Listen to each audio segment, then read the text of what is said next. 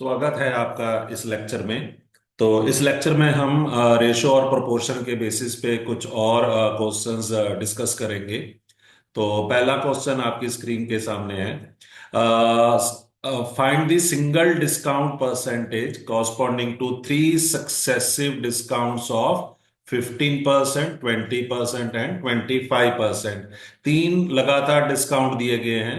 इन तीनों के कॉरस्पॉन्डिंग जो एक सिंगल डिस्काउंट परसेंटेज है वो हमने फाइंड आउट करना है। तो देखिए, इस क्वेश्चन को करने के वैसे काफी सारे मेथड्स हैं। एक मेथड तो ये है जो कि नेट चेंज के मेथड से आता है या फॉर्मूले से आता है। वो ये कि n is equal to x plus y plus z plus x y plus y z plus z x, z या जी डिवाइड बाय 100 और plus x y z divide by 10,000। ठीक है जी। तो अगर हम इस फॉर्मूले से हम करने की ट्राई करते हैं तो यहां पे हमारी जो एक्स वाई जेड और जी की जो वैल्यूज आएंगी वो क्रमवार -15, -20 और -25 आएंगी। तो आगे इसी तरह जो x इंटू वाई इसकी वैल्यू आएगी -15 इंटू -20 जो कि 300 आएगी। इसी तरह वाई जेड की वैल्यू ये -20 इंटू -25 तो ये 500 आएगी। इसी तरह जो जेड एक्स की वैल्यू आएगी वो -15 और -25 का प्रोडक्ट होगी। तो हम उसको 15 इंटू 25 भी लिख सकते हैं और डिवाइड बाय 100। और जो लास्ट टर्म आएगी उसमें हमारे पास देखिए यहाँ पे नेगेटिव साइन आएगा क्योंकि हमने तीनों टर्म्स एक्स वाई जी और जेड तीनों को मल्टीप्लाई करना है। तो नेगेटिव टर्म आएगी, ठीक है जी, नेगेटिव का साइन आएगा। और 15 इंटू 20 इंटू 25 और डिवाइड बाय 10,000। ठीक। तो इस क्वेश्चन को हम इस मेथड से भी सॉल्व कर सकते हैं क्योंकि यहाँ पे जो n होगा ये नेट चेंज होता है, ये n नेट चेंज होता है। और यहाँ पे ये जो नेट चेंज है ये नेट डिस्काउंट बनेगा। ठीक है जी, क्योंकि इधर वाली साइड हमारे सारी डिस्काउंट्स हैं तो हम हमारा ये जो n होगा ये हमें नेट डिस्काउंट या ओवरऑल डिस्काउंट देगा। तो एक मेथड इस तरह के क्वेश्चंस को सॉल्व करने का ये है। पर इस मेथड में भी हमें इस बात का पूरा ध्यान रखना चाहिए कि यहाँ पे जो x, y और z या z की जो वैल्यूज हैं वो -15, -20 और -25 है। कृपया इस बात का ध्यान रखें कि माइनस का साइन साथ में लेना है क्योंकि ये जो एक्स वाई जेड या जी हैं ये डिस्काउंट है। डिस्काउंट का मतलब कि जो हमारा वैल्यू है वो नीचे आ रही है। ठीक है जी। तो नीचे का मतलब या फिर कह सकते हैं कि डिक्रीज हो रहा है। तो डिक्रीज के लिए हमें नेगेटिव साइन लगाना होता है। तो इस बात का ध्यान रखना बहुत जरूरी है हम लोगों के लिए। ठीक। तो बेसिकली ये जो फॉर्मूला है ये फॉर्मूला कुछ और नहीं है। हम एक फॉर्मूला पहले भी मैंने डिस्कस किया है जो कि x plus y plus x y by 100। ठीक, ये वाला फॉर्मूला। तो ये जो फॉर्मूला मैंने यहाँ पे लिखा है ये नीचे वाला जो फॉर्मूला इसकी एक तरह से एक्सटेंशन ही है।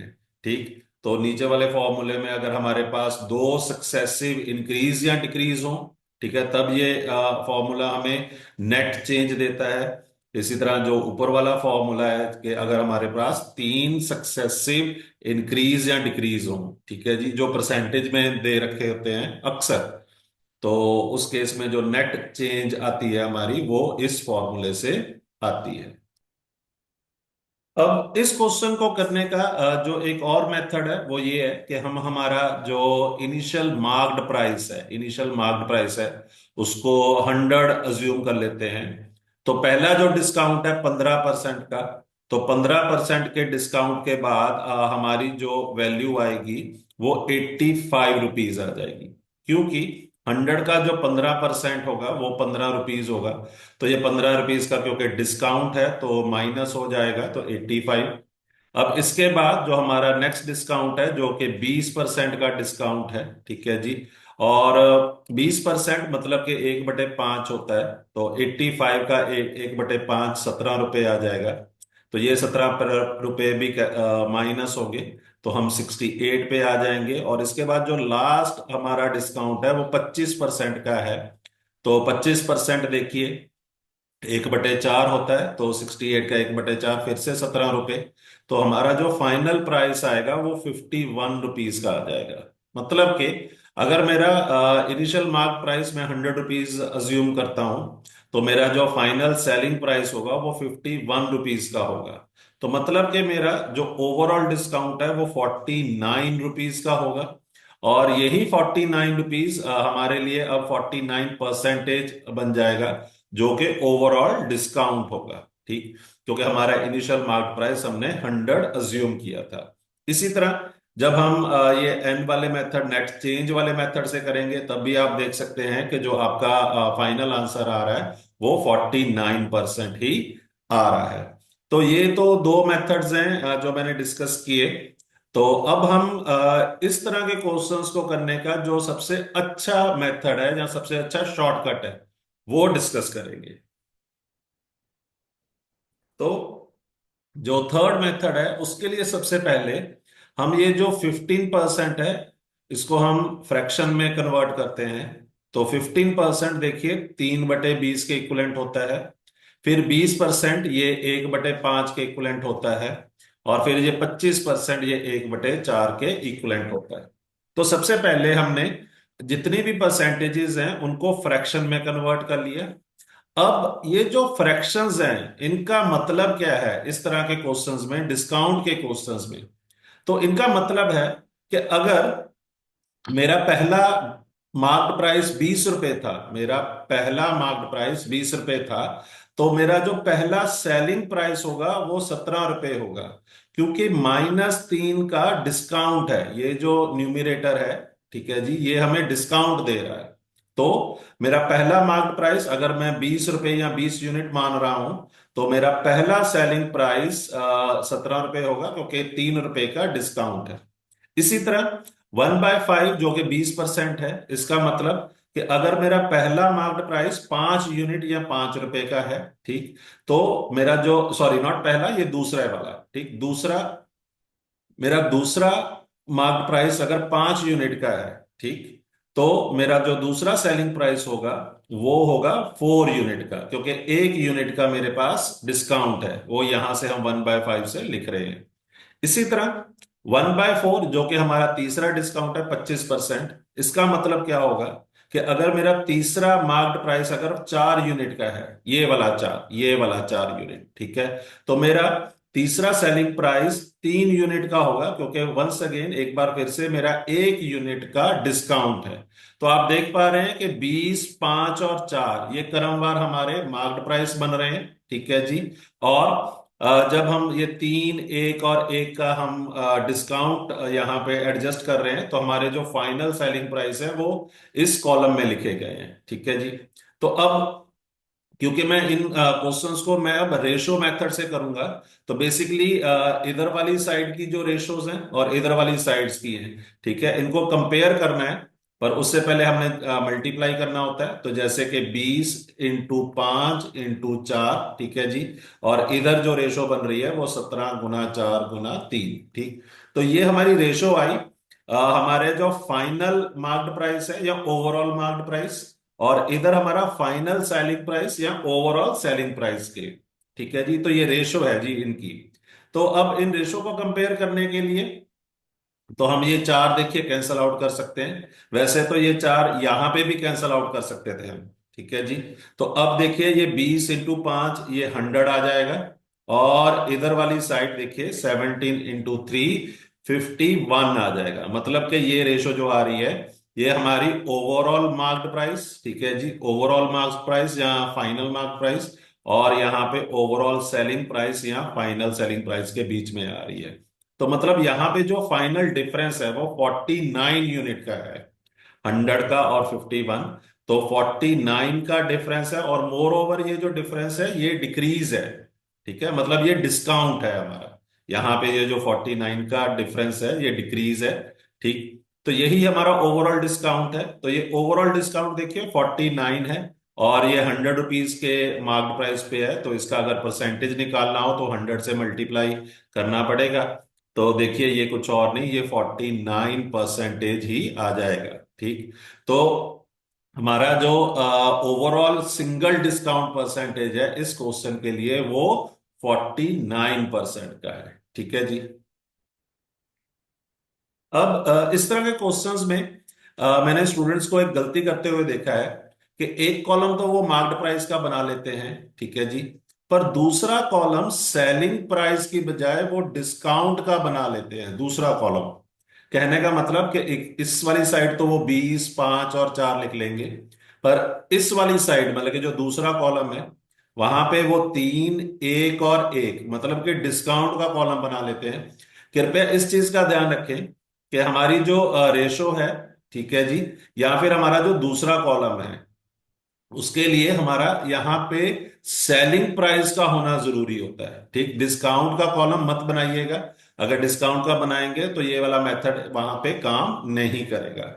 इस बात का ध्यान हमको रखना जरूरी है। ठीक है जी।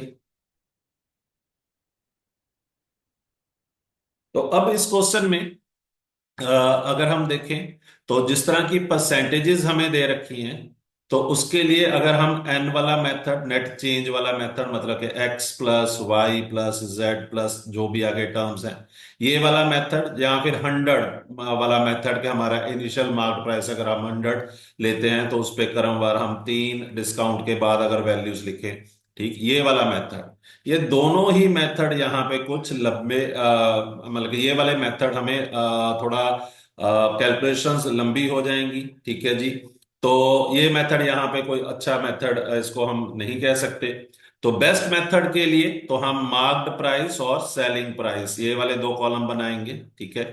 तो इन कॉलम्स के लिए सबसे पहले ये जो परसेंटेजेस हैं इनको फ्रैक्शन में कन्वर्ट करना जरूरी है।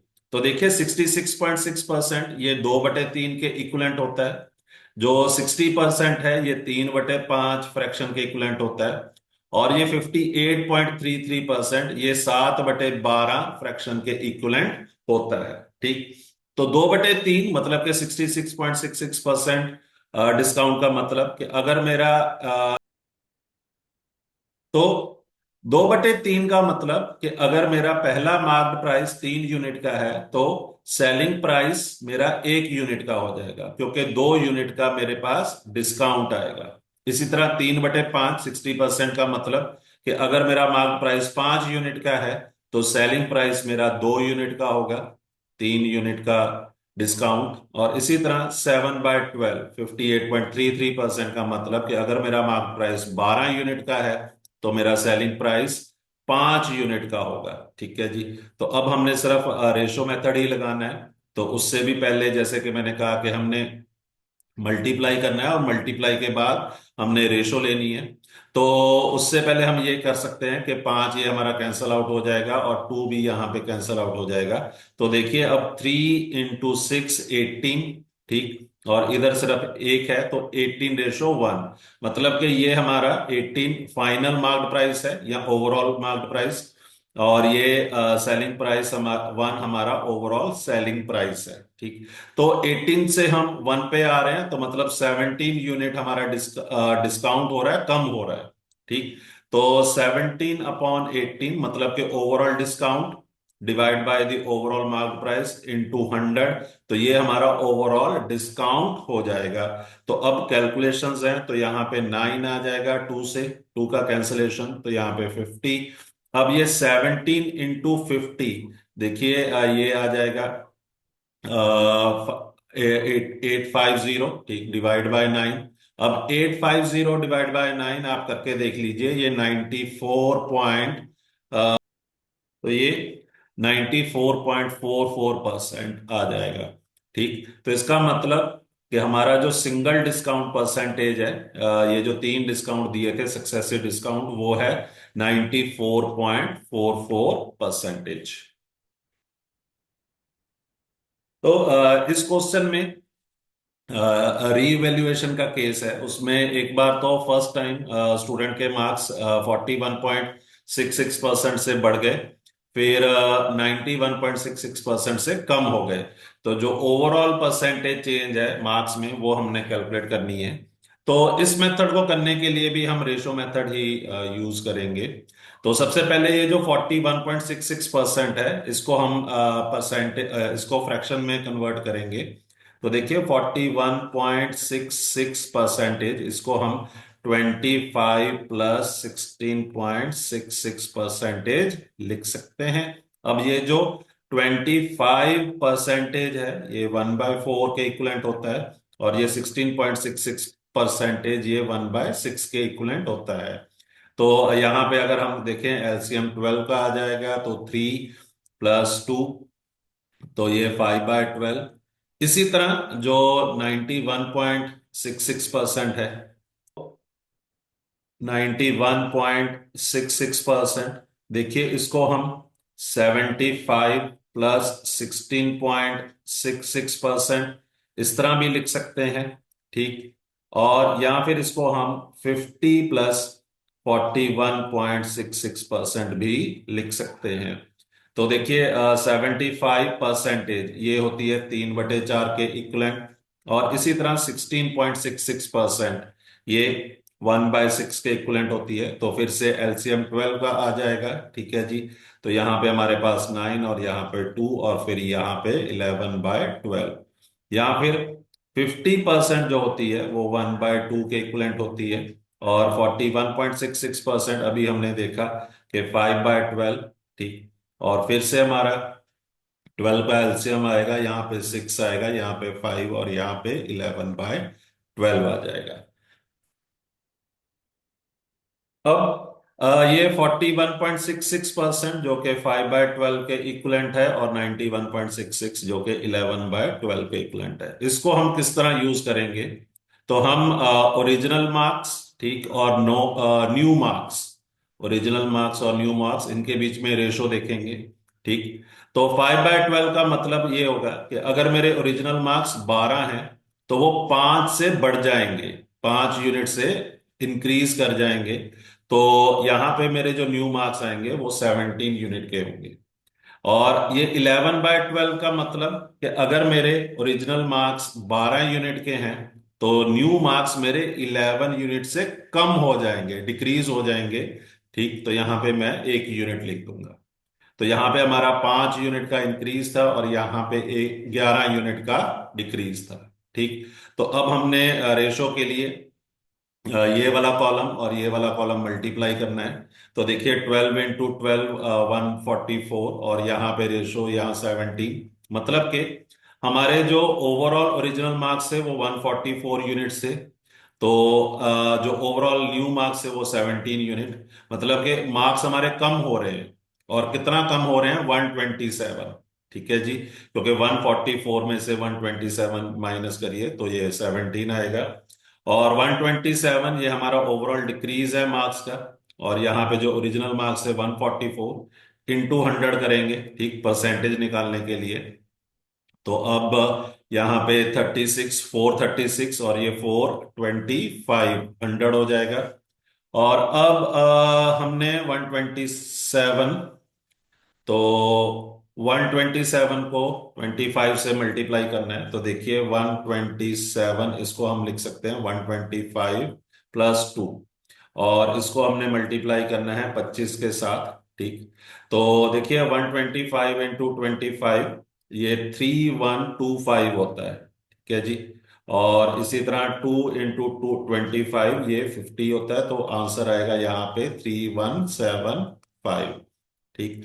तो यहाँ पे 3175 डिवाइड बाय 36 आ जाएगा। आप ये डिवीजन करके देख लीजिए। तो ये जो आपका फाइनल आंसर आएगा वो 88.19% आएगा। ठीक है जी। तो इसका मतलब जो स्टूडेंट के मार्क्स हैं वो ओवरऑल 88.19% से कम हो गए हैं। ठीक है जी। तो इस क्वेश्चन को सॉल्व करने का मेथड ये है। तो एक बार फिर से मैं आपको थोड़ा सा एक तरह की इंस्ट्रक्शन देना चाहता हूं कि इसमें जो एक कॉलम है वो ओरिजिनल मार्क्स का है, दूसरा न्यू मार्क्स का है। ठीक है। एक्चुअल में जो कॉलम बनते हैं, एक तो पुराने वाली वैल्यू, ठीक है जी, और एक नए वाली वैल्यू की बनती है।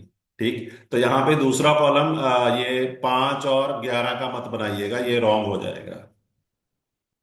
तो इस क्वेश्चन में मैंने 58.33%, इसको मैंने 7/12 लिखा था। अब इसको याद करने का या समझने का जो मेथड है वो ये, कि इसको हम लिख सकते हैं 50+8.33%। ये जो 58.33% है, तो अब ये जो 50% होता है ये 1/2 के इक्वलेंट होता है। और ये 8.33%, देखिए ये 1/12 के इक्वलेंट होता है। और अब इसमें अगर आप एलसीएम ले लें तो 12 का एलसीएम, और यहाँ पे 6 और यहाँ पे 1, तो ये 7/12 आ जाएगा। ठीक है जी।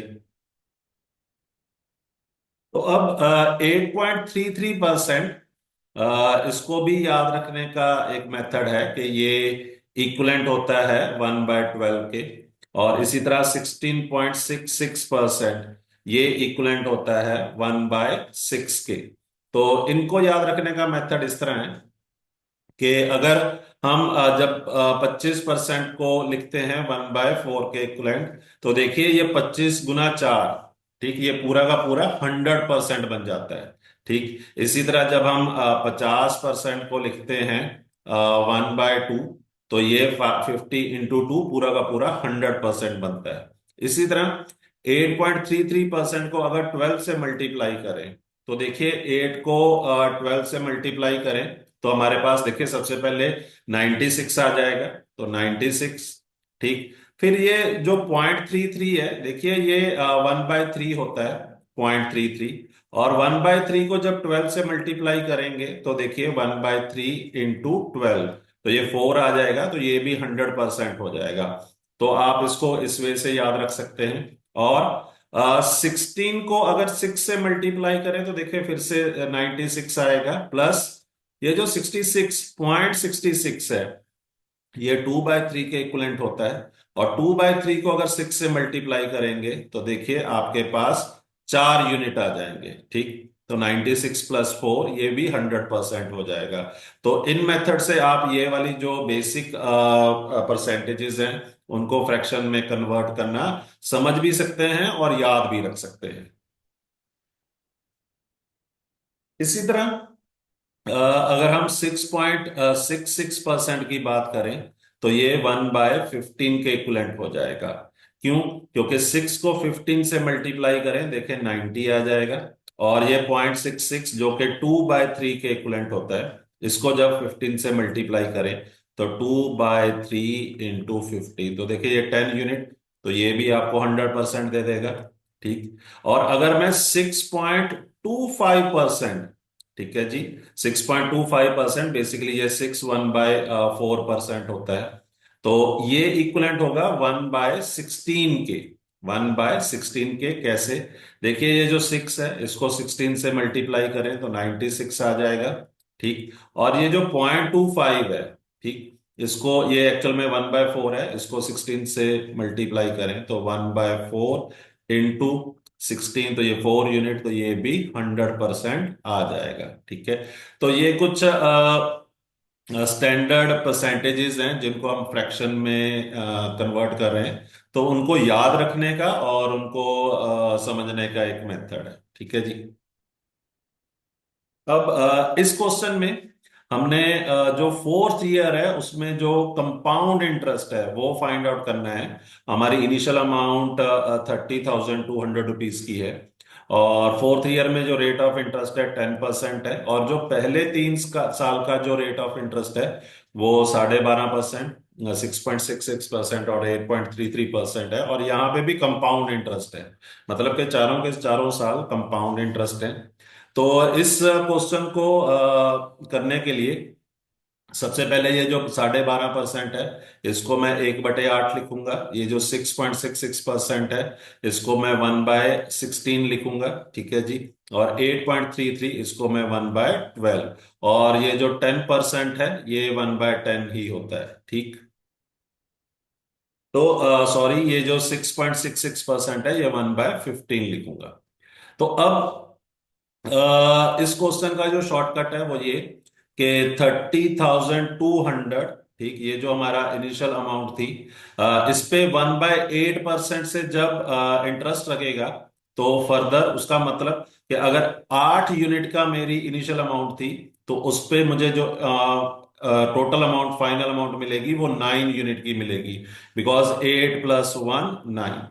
इसी तरह ये जो 1/15 है, इसका मतलब कि अगर मेरी इनिशियल अमाउंट 15 थी, तो फाइनल अमाउंट मेरी 16 होगी। 15 + 1, ये जो 1 यूनिट है, ये हमें इंटरेस्ट दे रहा है, ठीक है जी। और इसी तरह 12 के लिए, तो यहाँ पे अगर इनिशियल अमाउंट 12 यूनिट थी, तो फाइनल अमाउंट मेरी 13 यूनिट। मतलब ये जो 9, 16 एंड 13, ये हमारा अमाउंट है इंटरेस्ट लगने के बाद, ठीक। और अब ये 10%, ये इसके लिए तो मैं सिर्फ 1/10 से ही मल्टीप्लाई करूंगा, क्योंकि फोर्थ ईयर के लिए मुझे सिर्फ कंपाउंड इंटरेस्ट चाहिए, मुझे अमाउंट नहीं चाहिए, ठीक है जी।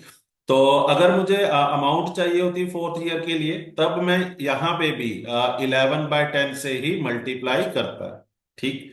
तो अब आगे तो कैलकुलेशंस हैं, तो कैलकुलेशंस के लिए देखिए, हम 8 और ये 2 के साथ कैंसिल हो जाएगा, फिर ये 10 यहाँ पे कैंसिल आउट हो जाएगा, फिर ये 2 6 हम कैंसिल कर सकते हैं, फिर आप ये 3 और ये 5, और अब हम ये 3 इसको 2 से भी कैंसिल आउट कर सकते हैं। तो फिर से एक बार 5 × 2 ये 10 हो जाएगा, तो ये 10 कैंसिल आउट, यहाँ पे ये 0 कैंसिल हो जाएगा। तो अब हमारे पास 302 × 13, ठीक। तो 302 × 13, तो इसको करने के लिए फिर से हम देखिए, 13 को लिख सकते हैं 10 + 3। तो 302 × 10, देखिए 3020, और 302 × 3, तो देखिए वो 906 इतना आ जाएगा, और ऐड कीजिए, तो ये आंसर आ जाएगा 3926। मतलब कि फोर्थ ईयर में हमारा जो कंपाउंड इंटरेस्ट होगा, वो होगा 3926 रुपीज का, ठीक है जी। अब ये जो मैंने 9/8 है या 16/15 है, इनकी जो कंप्लीट एक्सप्लेनेशन है, वो डिस्कस करूंगा। तो देखिए, बेसिक फॉर्मूला जो हम यूज करते हैं वो ये कि amount is equal to principal 1 + R/100 whole raise to power n, ठीक। तो अगर मैं पहले साल के बाद जो अमाउंट है उसकी बात करूं, तो वो होगी 30,200, और 1 + R, आर हमारा रेट 12.5% था, और डिवाइड बाय 100, और एन यहाँ पे 1 आएगा, क्योंकि हम सिर्फ एक साल के लिए ही कैलकुलेट कर रहे हैं, ठीक है जी। तो अब ये जो है, ये अमाउंट है पहले साल के बाद, ठीक। तो इसी तरह अगर हम दूसरे साल के बाद अमाउंट कैलकुलेट करें, तो उसके लिए मुझे प्रिंसिपल अमाउंट A1 लेनी होगी, और फिर उसके बाद 1 + रेट, रेट है जी हमारा 6.66% डिवाइड बाय 100, और यहां पे भी रेज टू पावर 1 आएगा, क्योंकि फिर से साल तो हमारा एक ही है, पर जो पिछले साल की अमाउंट थी, ठीक है जी, फर्स्ट ईयर के बाद, वो सेकंड ईयर के लिए प्रिंसिपल बन जाएगी। इसी तरह अगर थर्ड ईयर के बाद अमाउंट की बात करें, तो वो A2, और यहाँ पे 1 + 8.33% डिवाइड बाय 100 हो जाएगी, और फिर से 1, ठीक। क्योंकि अब सेकेंड ईयर की जो फाइनल अमाउंट है, अब थर्ड ईयर के लिए वो प्रिंसिपल अमाउंट बन जाएगी। तो इसके लिए अब हम, अगर हम फाइनल अमाउंट की बात करें, तो अब अगर हम 3 साल के बाद जो अमाउंट है वो देखें, तो उसके लिए देखिए, पहले तो A2 की वैल्यू वो यहां से सब्स्टिट्यूट करेंगे, ठीक। फिर A1 की जो वैल्यू है वो यहां से आ जाएगी, तो अल्टीमेटली तो ये आएगी 30,200, ठीक, और 1 + 12.500, ठीक।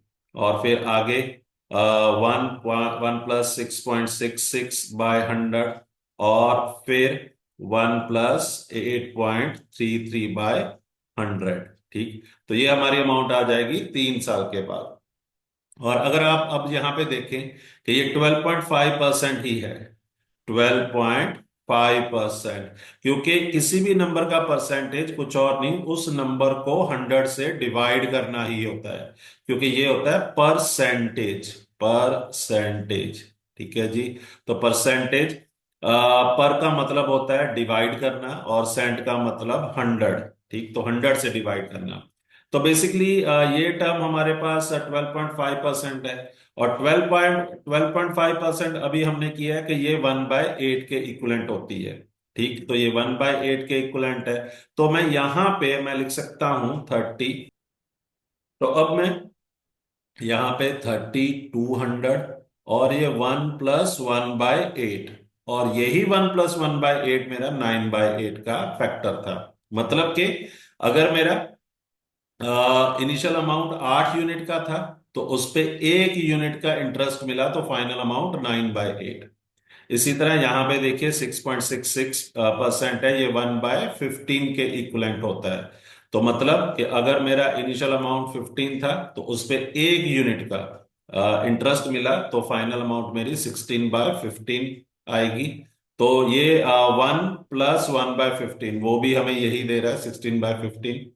इसी तरह यहाँ पे देखिए ये 1/12 के इक्वलेंट होता है, और यहाँ पे भी 1+1/12, वो 13/12। मतलब कि अगर मेरी इनिशियल अमाउंट 12 यूनिट की है, तो 1 यूनिट का इंटरेस्ट मिला, तो फाइनल अमाउंट 13 यूनिट की। और ये 1+1/12, ये भी 13/12 यूनिट ही दे रहा है। तो इसी वजह से ही मैंने सबसे पहले 30,200 को पहले 9/8, फिर 16/15, और फिर 13/12 से मल्टीप्लाई किया। तो ये तो हमारी अमाउंट आ जाएगी 3 साल बाद। अब चौथे साल के लिए हमने सिर्फ इंटरेस्ट ही निकालना था, सिर्फ इंटरेस्ट। ठीक, लिखा तो वैसे कंपाउंड इंटरेस्ट था, पर अगर सिंपल इंटरेस्ट भी लिखा होता, अगर सिंपल इंटरेस्ट भी लिखा होता, तो जो तीसरे साल के बाद अमाउंट है, उसको मैंने सिर्फ 1/10 से ही मल्टीप्लाई करना था। क्योंकि जो हमारा रेट ऑफ इंटरेस्ट था वो 10% दे रखा था, 10% 1/10 होता है। तो ये इस पूरे क्वेश्चन की एक्सप्लेनेशन है। ठीक है जी। तो इसी वजह से सबसे पहले जो मैंने कैलकुलेशन लिखी थी वो ये थी कि 3200 इंटू 9/8 इंटू 16/15 एंड इंटू 13/12, और फाइनली 1/10। ठीक, तो ये हमारा A3 था। तो अब इस क्वेश्चन में एक कमोडिटी है, तो उसको सबसे पहले तो 6.66% के प्रॉफिट पे बेचा गया, फिर 73.33% के लॉस पे, फिर तीसरी बार 6.25% के प्रॉफिट पे, और फाइनली चौथी बार इसको 68.75% के लॉस पे बेचा गया। तो हमने ओवरऑल परसेंटेज चेंज, मतलब कि क्या हमें ओवरऑल लॉस हुआ या गेन हुआ, वो कैलकुलेट करना है। तो इसमें सबसे पहले देखिए 6.66%, जैसा कि अभी हमने डिस्कस किया है कि ये 1/15 के इक्वलेंट होता है। ठीक, और 6.25% ये 1/16 के इक्वलेंट होता है। तो ये तो हम कर चुके हैं। अब देखिए 73.33%। तो 73.33% तो हम लिख सकते हैं 80 - 6.66%। ठीक है जी। हाँ, ये एग्जैक्टली नहीं है, थोड़ा सा अप्रोक्सीमेट वैल्यू है, पर ये वैल्यू हमारे लिए अच्छा खासा काम करेगी। तो अब 80% जो होता है वो 4/5 है। ठीक, और ये जो 6.66% है, ये 1/15 है। तो देखिए अब एलसीएम हम 15 ले सकते हैं। तो यहाँ पे 12 आ जाएगा, यहाँ पे 1 आएगा, तो ये 11/15 आ जाएगा। मतलब कि 73.33% 11/15 के इक्वलेंट है। और इसी तरह 68.75%, देखिए इसको हम फिर से लिख सकते हैं कि 75 - 6.25%। तो 75% होता है 3/4। ठीक, माइनस ये 6.25%, ये 1/16 के इक्वलेंट होता है। तो 16 हमारा एलसीएम आ जाएगा। तो यहाँ पे हमारा आएगा 4 और 12। ठीक, और यहाँ पे 1, और यहाँ पे 11/16। तो मतलब ये जो परसेंटेज है 11/16 के इक्वलेंट है। तो अब ये जो 6.66% मतलब कि 1/15 का प्रॉफिट है, इसका मतलब ये कि अगर मेरा कॉस्ट प्राइस 15 यूनिट का था तो सेलिंग प्राइस मेरा 16 यूनिट का होगा। ठीक है जी, क्योंकि ये प्रॉफिट था तो 1 यूनिट का इंक्रीज या प्रॉफिट मिलेगा। इसी तरह 73.33%, 11/15 का लॉस, तो मतलब कि अगर मेरा 15 यूनिट का कॉस्ट प्राइस था या कॉस्ट प्राइस 15 यूनिट का था तो वो 11 यूनिट नीचे गिर के 4 यूनिट हो गया होगा। ठीक, 11 यूनिट माइनस हो जाएंगे यहाँ पे क्योंकि ये 11 ये हमारा लॉस है। और 6.25% जो 1/16 है, इसका मतलब कि अगर मेरा कॉस्ट प्राइस 16 यूनिट का था तो ये 1 यूनिट बढ़ के अब सेलिंग प्राइस मेरा 17 हो जाएगा क्योंकि ये प्रॉफिट था। और इसी तरह जो आखिरी वाला है हमारा 68.75%, तो जो कि 11/16 का लॉस था। तो मतलब कि अगर 16 यूनिट का मेरा कॉस्ट प्राइस है तो उसमें 11 यूनिट का, तो मेरा जो सेलिंग प्राइस होगा वो 11 यूनिट कम होके 5 यूनिट का आ जाएगा। तो अब हमने रेशो मेथड से दोनों साइड्स को कंपेयर करना है। तो उससे पहले हम देखिए ये 16 कैंसल आउट कर सकते हैं, ये 5 को ये हम यहाँ पे 3 से कैंसल आउट हो जाएगा। फर्दर ये 4 भी देखिए यहाँ पे कैंसल आउट हो जाएगा। अब दोनों साइड का जो अगर हम एक तरह से प्रोडक्ट करें तो कॉस्ट प्राइस सेलिंग प्राइस, तो देखिए ये 15 × 3 × 4, ठीक, तो ये 180 आ जाएगा क्योंकि 15 × 4 60, 60 × 3 180। और इधर वाली साइड सिर्फ 17 यूनिट ही आएगा तो 17। तो मतलब कि अगर मेरा ओवरऑल कॉस्ट प्राइस 180 यूनिट का था तो ओवरऑल सेलिंग प्राइस 17 यूनिट का था। तो मतलब कि लॉस ही हो रहा है हमारा। और कितने यूनिट्स का हमारा लॉस हो रहा है, तो वो आप देख पा रहे हैं कि 163 यूनिट्स का हमारा लॉस हो रहा था। तो यही लॉस हमारा अब परसेंटेज में कन्वर्ट होगा। तो उसके लिए ये जो लॉस अमाउंट है 163 डिवाइड बाय जो कॉस्ट प्राइस है हमारी 180 और इनटू 100। तो इसमें अब कैंसिलेशंस कर लेंगे हम। तो 2 9 एंड 2 50। तो इसमें तो अब यहाँ पे 5 आ जाएगा, 50 नहीं आएगा। तो यहाँ पे अब 815, 163 को हम 5 से करें तो देखिए 5 × 3 15 होगा, 1 कैरी ओवर।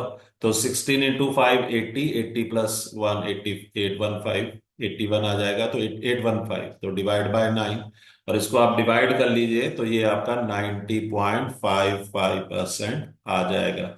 तो मतलब कि हमें ओवरऑल लॉस हो रहा है, और लॉस कितने परसेंटेज का हो रहा है, 90.55% का हो रहा है। ठीक है जी। तो इन सब क्वेश्चन में दो चीजें जो सबसे ज्यादा इंपॉर्टेंट है वो ये कि पहली तो परसेंटेज को फ्रैक्शन में कन्वर्ट करना है। ठीक है जी। तो ये मैंने पिछले लेक्चर्स में भी कहा था कि ये परसेंटेज को फ्रैक्शन में कन्वर्ट करना है, ये हमारे लिए बहुत ज्यादा इंपॉर्टेंट है। ठीक है जी। और एक्चुअल में ये जो परसेंटेज को फ्रैक्शन में कन्वर्ट करना है, ये रेशो प्रोपोर्शन के क्वेश्चंस में भी यूज हो रहा है, ये प्रॉफिट एंड लॉस के क्वेश्चंस में भी यूज हो रहा है, ये सिंपल इंटरेस्ट कंपाउंड इंटरेस्ट के क्वेश्चंस में भी, डिस्काउंट के क्वेश्चंस में भी। तो ये इसकी जो यूजेस है वो काफी वाइड वैरायटी में है। तो ये बहुत इंपॉर्टेंट है। ठीक। और दूसरी बात, जब एक बार हमारे पास फ्रैक्शन आ जाती है जैसे कि यहाँ पे 11.15% आई, तो इस फ्रैक्शन को किस तरह यूज करना या उसका मतलब क्या होता है ये भी इंपॉर्टेंट है। जैसे कि यहाँ पे 11/15 ये हमारा यहाँ पे लॉस परसेंट था। ठीक, तो उसको कैसे हमने यूज किया या उसका कैसे हमने मतलब निकाला कि 15 यूनिट अगर मेरा कॉस्ट प्राइस है तो सेलिंग प्राइस 11 यूनिट कम होके 4 यूनिट का था। और यही अगर 11/15 अगर प्रॉफिट परसेंट है, ठीक, तो अगर मेरा कॉस्ट प्राइस 15 यूनिट है तो सेलिंग प्राइस मेरा 26 यूनिट का हो जाएगा, 11 यूनिट बढ़ के। ठीक। तो इस फ्रैक्शन का मतलब, इसी तरह अगर ये 11/15 मेरा डिस्काउंट है, 73.33% अगर डिस्काउंट है तो उसका मतलब कि अगर मेरा मार्क प्राइस 15 यूनिट का है तो सेलिंग प्राइस 11 यूनिट कम होके 4 यूनिट का हो जाएगा। ठीक। इसी तरह अगर ये 11/15 कोई भी इंक्रीज है तो ओरिजिनल वैल्यू हमारी 15 की होगी, तो जो न्यू वैल्यू होगी वो 11 यूनिट बढ़ के, अगर इंक्रीज है तो बढ़ के 26 यूनिट की हो जाएगी। और यही अगर डिक्रीज है, 11/15, 73.33%, ये अगर डिक्रीज है, तो अगर न्यू वैल्यू हम 15 यूनिट मानेंगे, तो sorry, old value, original value अगर हम 15 यूनिट मानेंगे, तो जो हमारी न्यू वैल्यू है वो 11 यूनिट कम होके 4 यूनिट हो जाएगी। तो फ्रैक्शन का मतलब निकालना, ठीक, या उसको यूज करना, ये भी हमारे लिए इंपॉर्टेंट है। ठीक है जी। तो अब इस तरह के जो क्वेश्चंस हैं उनके लिए हम ये अज्यूम कर सकते हैं कि बैग में जो 25 पैसे के कॉइन्स हैं उनका जो एक्चुअल नंबर है वो के यूनिट, और जो 10 पैसे के कॉइन्स हैं उनका जो एक्चुअल नंबर है वो 2K है, और 5 पैसे के जो एक्चुअल नंबर ऑफ कॉइन्स हैं वो 3K है। ठीक, मतलब के 2K 3K ये एक्चुअल नंबर है। 25 पैसे के कॉइन, 10 पैसे के और 5 पैसे के कॉइन। तो ऐसा क्यों है? क्योंकि रेशो हमें दे रखी है वो 1:2:3 में दे रखी है। ठीक, तो अगर मैं इस के को 25 से मल्टीप्लाई कर देता हूं, तो ये वाली जो टर्म है, ये मुझे इस बैग में 25 पैसे के जितने भी कॉइन्स हैं उनकी टोटल वैल्यू देगी। और इसी तरह अगर मैं ये 2K को 10 से मल्टीप्लाई कर दूं, तो ये वाली टर्म मुझे इस बैग में 10 पैसे के जितने भी कॉइन्स हैं उनकी टोटल वैल्यू देगी।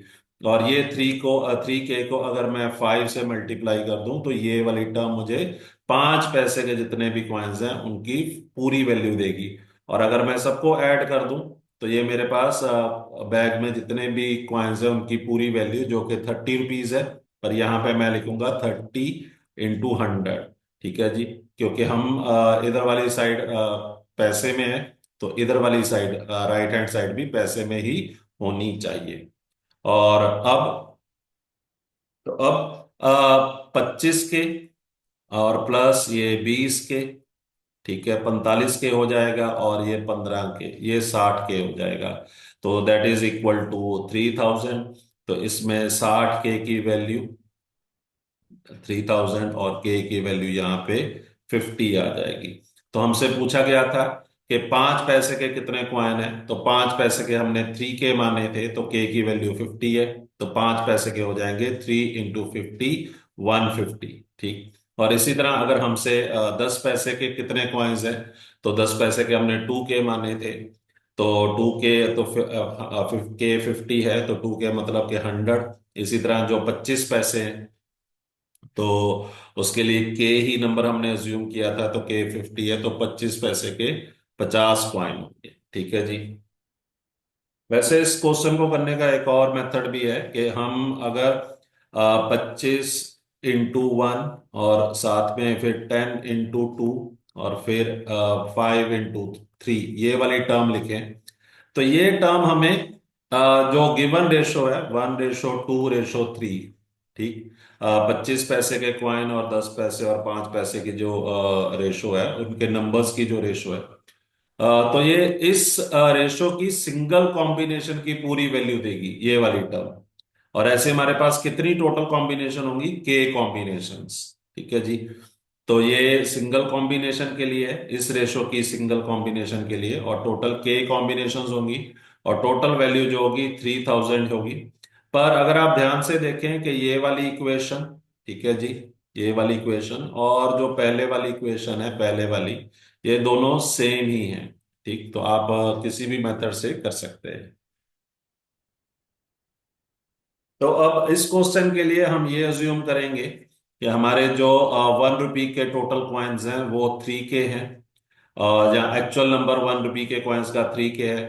50 पैसे के जो कॉइन्स हैं उनका एक्चुअल नंबर 4K है, और 25 पैसे के जो कॉइन है उनका टोटल नंबर या एक्चुअल नंबर 12K है।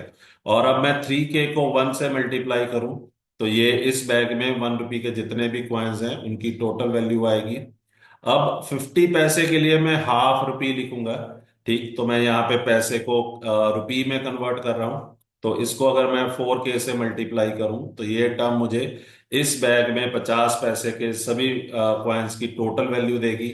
और यहाँ पे मैं 1/4 से मल्टीप्लाई करूंगा 25 पैसे को, उसको मैं रुपी में कन्वर्ट कर रहा हूँ। ठीक। तो ये वाली टर्म मुझे इस बैग में 25 पैसे के जितने भी कॉइन्स हैं उनकी फुल वैल्यू, पूरी वैल्यू देगी।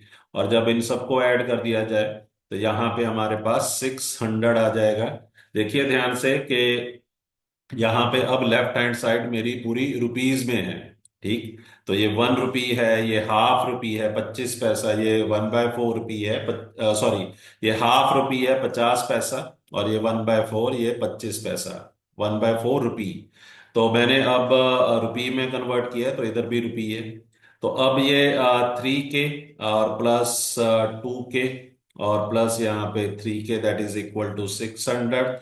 तो यहाँ पे 8 के की वैल्यू 600, तो मतलब के की वैल्यू हमारे पास 75 आ जाएगी। तो हमें 25 पैसे के कॉइन्स जो कि हमारे 12 के हैं, तो के की वैल्यू 75 है। तो 12 × 75 900 हो जाएगा, 12 के। ठीक। और के की वैल्यू है हमारे पास 75। तो इसको मल्टीप्लाई करना, देखिए 10 + 2, ठीक, ये 12 है, और इंटू 75। तो देखिए 10 को 75 से करें तो 750 आ जाएगा, और 2 को 75 से करें तो 150 आ जाएगा। इनको ऐड कर लीजिए, नंबर आएगा 900। ठीक। और इसी क्वेश्चन में अगर हमसे 1 रुपी के कॉइन्स का नंबर पूछा होता तो वो 3 के होता। तो 3 × 75 वो 225 आता। 3 × 75 वो 225 आता। अगर 50 पैसे के कॉइन पूछे होते तो वो 4 के, तो 75 मतलब कि 4 × 75 वो 300 आता। ठीक है जी। तो इस लेक्चर के लिए बस इतने ही क्वेश्चन हैं। अब हम अगले लेक्चर में मिलते हैं कुछ और इंटरेस्टिंग और टिपिकल क्वेश्चंस के साथ। ठीक है जी। धन्यवाद आपका।